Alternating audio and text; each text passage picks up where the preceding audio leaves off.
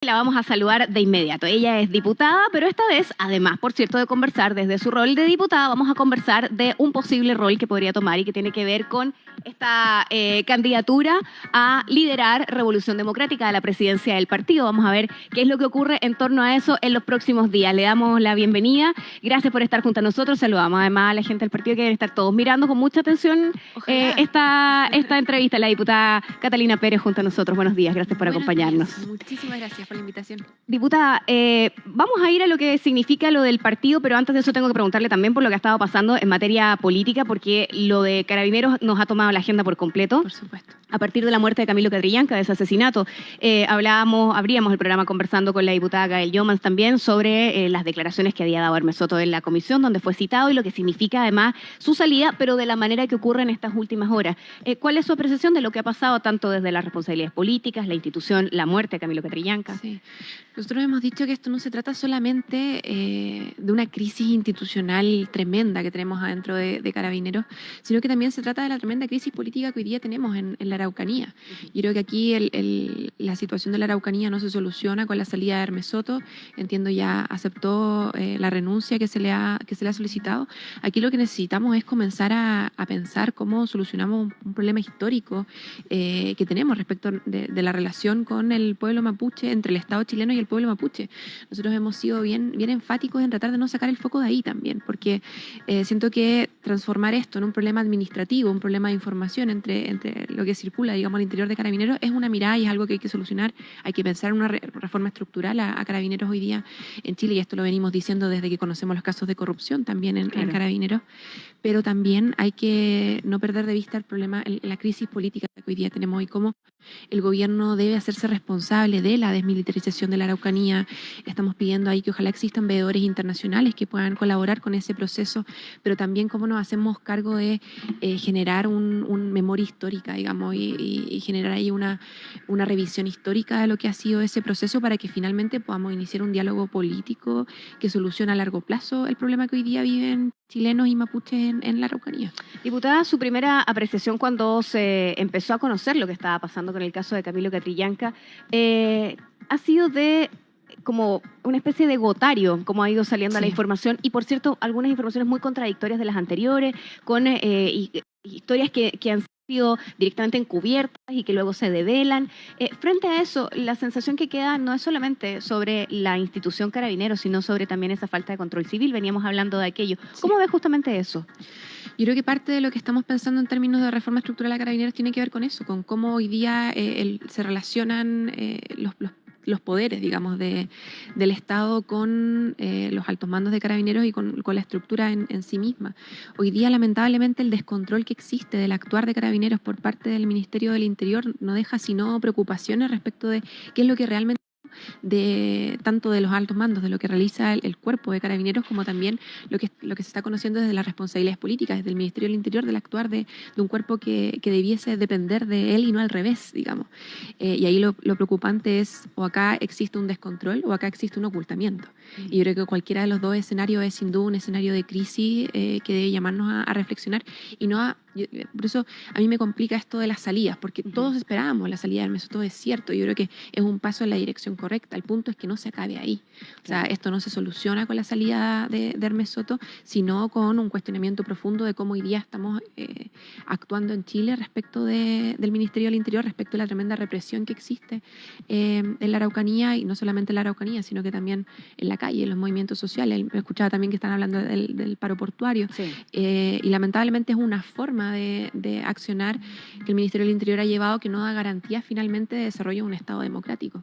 Y de derechos fundamentales, por cierto. Y de la posibilidad, en el fondo, de disentir, de manifestarse, etcétera. Eso lo hemos visto además en muchas manifestaciones, no solamente lo que ocurre puntualmente ahora con los portuarios, es lo que nos tiene también con el foco puesto de atención ahí. Entonces uno se pregunta, ¿es realmente que no hay subordinación al poder civil o es que la política actual es esa?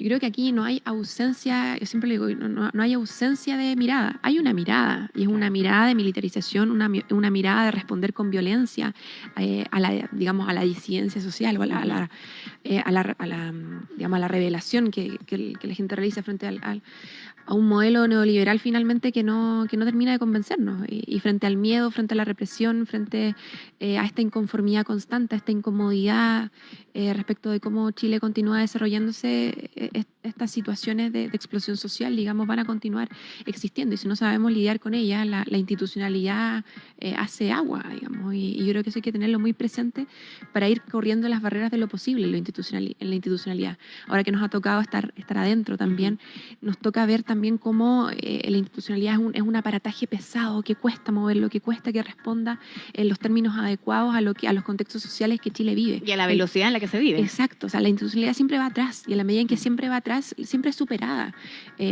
por la necesaria evolución, digamos, de las estructuras democráticas. Yo creo que si no tenemos claro eso, las crisis siempre van a continuar produciéndose. Aquí las cosas no se solucionan con represión, se solucionan con democracia, con derechos, con garantías las personas.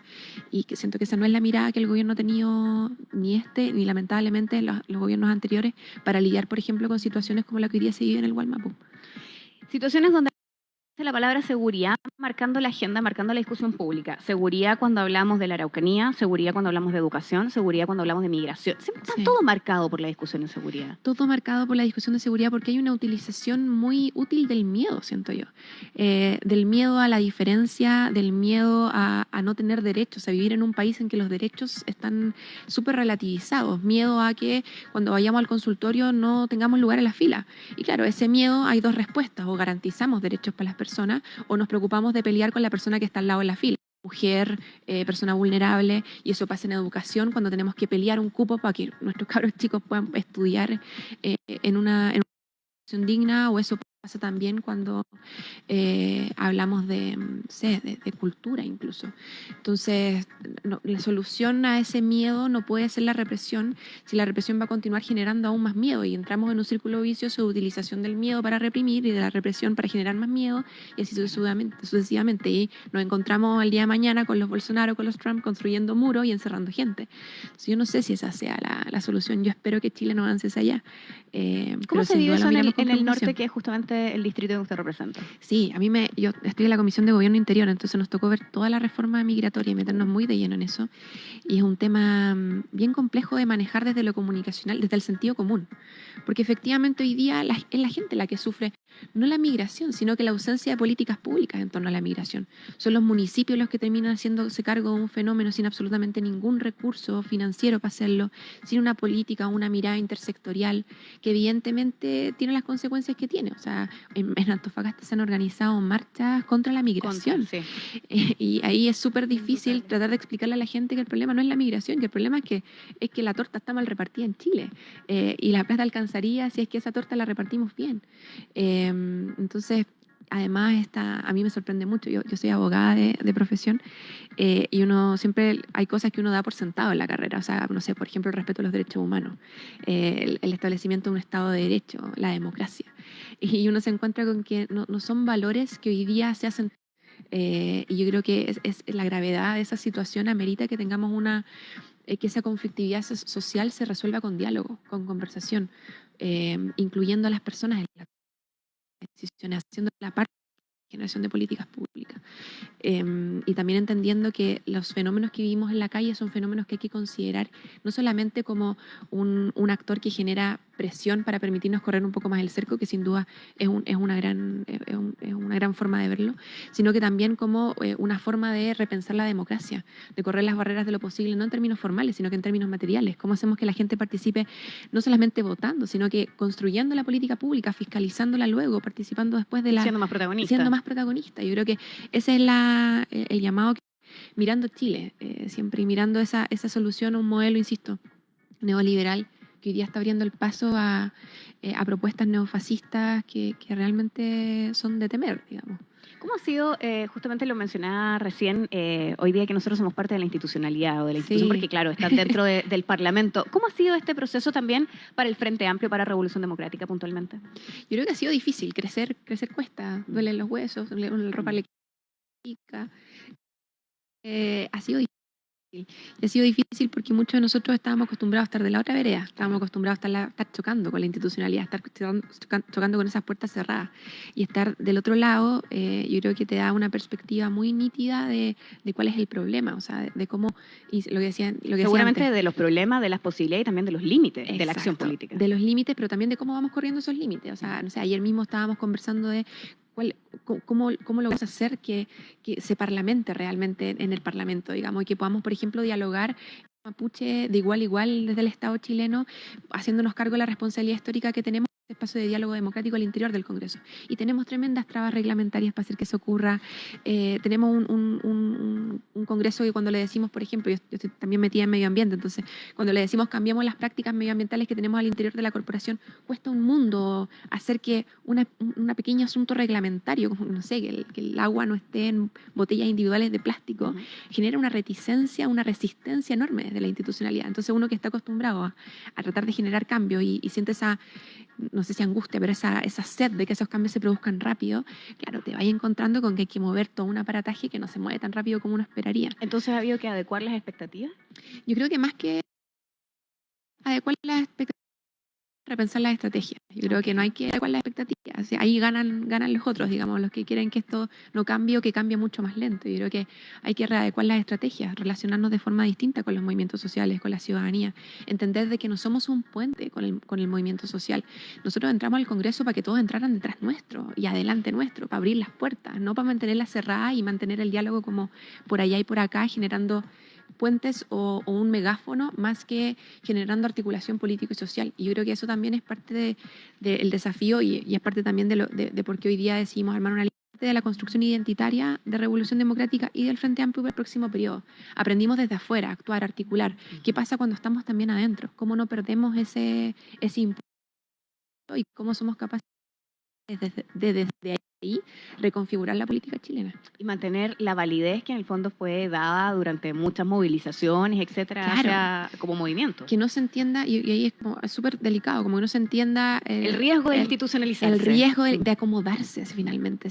A mí eso es lo que me da terror, como el riesgo de acomodarse en el ejercicio del poder, entendiendo que el poder no está solamente en las instituciones. Nosotros somos un partido que disputa poder. La pregunta es ¿qué poder? Yo no creo solamente que las revoluciones se hagan dentro del Congreso o desde Santiago. Las revoluciones también se hacen desde la calle, desde las regiones, desde los excluidos, desde las periferias, desde quienes hemos estado allá. Entonces siento que si nos volcamos para un lado, que es un lado que hay que disputar, por supuesto, si no estaría en el Congreso, y nos olvidamos también del otro, la revolución democrática que queremos construir no va a ser tal.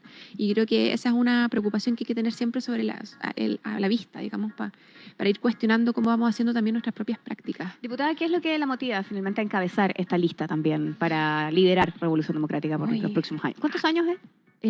Dura el periodo de 2 años. 2 años, sí, 2 años. Desde la reforma estatutaria dura 2 años. Hemos tenido 4 directivas antes, todas lideradas por hombres de Santiago también, con un vínculo muy, muy cercano a la Católica, a la Universidad Católica, digamos, a Santiago, incluso yo lo digo no porque tenga algún problema con Providencia, mi pueblo lo vive en Providencia, por ejemplo, pero un grupo muy, muy cercano a un círculo de poder que se va manteniendo y que habla también de la estructura chilena y que nosotros nos esforzamos muchísimo en romper.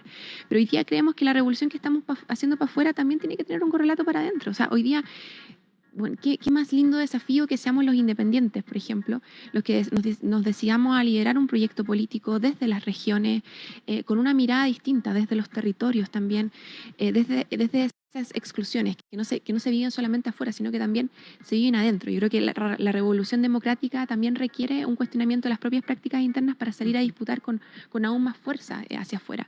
No mirar solamente hacia adentro, yo creo que hay que dejar de mirarse el ombligo, hablarle a Chile, pero para hablarle a Chile, siento que también tenemos que ser reflejo de ese Chile que queremos construir. Y hoy día la desconcentración de poder, la descentralización, la valentía, la construcción de un proyecto transformador que le habla a los chilenos y chilenas, que le habla a los vecinos y vecinas, yo creo que el desafío que hoy día nos llama a decir, pongámonos al frente, durmamos un par de horas menos, salgamos un poco de la comodidad, dejemos de pensar solamente lo que estamos haciendo en las diputaciones y pongámonos a construir partido. Y yo creo que yo siento que me metí en la pata de los caballos, así como que es lo menos cómodo que hacer. Pero siento que hoy día el desafío lo vale, que esa épica lo vale. Bueno, ya estar dentro del Parlamento de estar un poco en las patas de los caballos. Exacto, y ha sido súper difícil, pero yo creo que la gran respuesta a eso es que la gente piensa que esto es una pega que se hace sola. Y aquí nadie podría hacerlo sola. Yo no soy una super mujer, soy una mujer como cualquiera que ha podido hacer esto solo porque tiene un equipo tremendo de trabajo y porque en los partidos de izquierda yo espero que tengamos siempre en consideración que los trabajos y los protagonismos no son individuales, sino que son colectivos. Y en la medida en que podamos construir ese colectivo, podemos ir derribando cada una de las barreras y poniendo metas incluso más altas. Entonces, si logramos constituir un buen equipo en las diputaciones, en el partido, en el Frente Amplio, vamos a ser capaces de enfrentar con mayores habilidades, con mejores capacidades esos desafíos. Y creo que ahí está el gran cambio de chip también, que también pasa por feminizar, por Sí, yo permear. quería ir a eso, Sí. con cuánto de la mirada de mujer también pudiese permear en un liderazgo distinto o qué cosas uno pudiese ver que son justamente esa mirada distinta al interior de un partido. Yo creo que el feminismo... Digo, un paréntesis, Sí. porque hoy día, al otro extremo, la Unión Demócrata Independiente también está liderada por una mujer. Sí, y yo creo que por eso no se trata de que los partidos los lideren solamente mujeres, sino que los partidos estén permeados profundamente por una mirada feminista, no solamente hacia afuera, sino que también hacia adentro. Creo que el feminismo no es una agenda, el feminismo es un lente con el que se miran realidades. Hace muy poco estábamos reunidos también con el Partido Feminista Sueco, por ejemplo, que están levantando una tremenda lucha y nos ayuda un montón a hacer el cambio como de visión también. O sea, el feminismo es un lente que uno se pone para mirar derechos, es un lente que uno se pone para mirar igualdades, es un lente que uno se pone para mirar exclusiones y por supuesto para luchar también por el derecho de las mujeres a vivir también en un medio. Por cierto, ojalá la un medio mirada de libre género violencia. no fuera solo femenina. Por supuesto que no, y ahí los compañeros Claro. tienen una tremenda tarea, pero también tenemos una tremenda tarea hacia adentro, o sea, despatriarcalizar nuestras propias estructuras son algo que también cuesta hacer, porque de construirse cuesta mucho más cuando uno se mira a sí mismo y no mira a los demás. Hoy día que entendamos, por ejemplo, que las presidencias tienen que ser casi gerencias generales, que están desde dando orientaciones políticas hasta pegando la boleta en la hoja de oficio, es lo que yo creo nos ha llevado a los errores administrativos que hoy día hemos cometido, por ejemplo. Yo creo que parte de abrazar el feminismo como un principio transversal tiene que ver mucho más colectivas, con que confiemos mucho más en el trabajo que hace el otro, con que entendamos que ceder poder es un principio que debemos aplicar en nuestra vida cotidiana. Entonces, si yo no tuviese claro que ese es el desafío, yo no me embarco en esto, o sea, porque yo sola jamás podría hacerlo. Pero ¿Quiénes la acompañan en la lista? Ya tenemos un tremendo equipo. Terminamos de conformar la directiva nacional. Ya.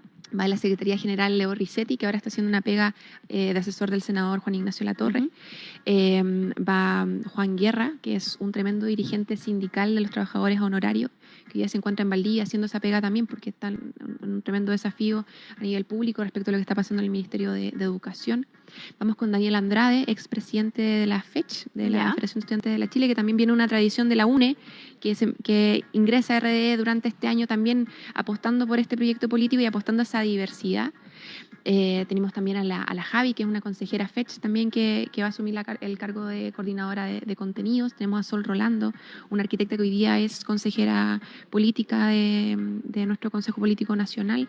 Y luego tenemos las vicepresidencias macrozonales que estamos buscando que se constituyan desde cada uno de los territorios, en el sur, en el centro y en el norte, porque la mirada acá es más que construir una directiva nacional que sea un tremendo equipo, poder tener directivas a lo largo de todo Chile que nos permitan sostener ese proyecto político. Si no hacemos crecer RD, no solamente desde Santiago, sino que desde Arica a Magallanes, no vamos a ser capaces de hacer carne ese proyecto político y hacer que, más allá de los 40.000 militantes, 40.000 firmas que logramos reunir, eso no se traduzca solamente en 40.000 apoyos, digamos, 40.000 firmas solamente, sino que se traduzca en 40.000 voluntades que trabajen simultáneamente como una gran maquinita que logre impulsar la revolución democrática que queremos para Chile. ¿Qué rol ha tenido el liderazgo de Giorgio Jackson para la revolución democrática? Yo admiro muchísimo a Giorgio, creo que nos ha marcado la pauta en muchos de los temas que hoy día estamos levantando desde el Congreso. Yo creo que Giorgio ha tenido una claridad política tremenda y también generosidad tremenda. Yo creo que